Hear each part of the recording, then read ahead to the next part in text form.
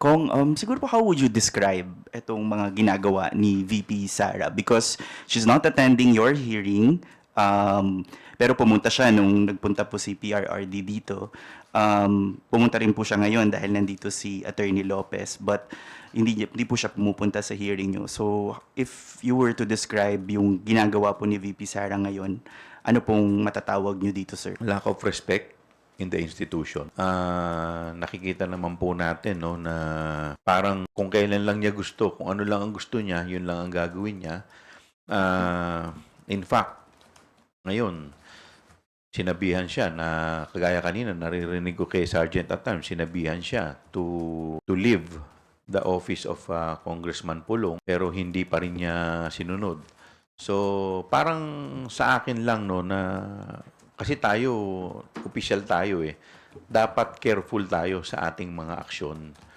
So, dapat ito ay tinitignan din natin kasi it will show our character. Nagre-reflect yung character natin sa ating mga aksyon.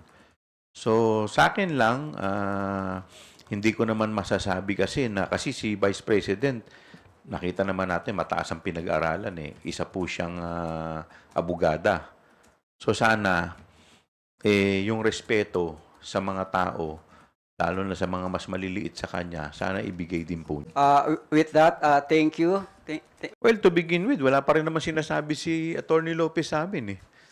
So, unless siguro may nasabi siyang medyo mabigat, maapektuhan. Pero as of now, hanggang ngayon, parang, in fact, isa nga rin yan sa dahilan kung bakit po siya naikulong ngayon. Dahil nga dun sa totality nung naging acts niya nung nakaraang hearing. So hopefully, in the next scheduled hearing, magsabi na siya kung ano po yung talagang nangyari.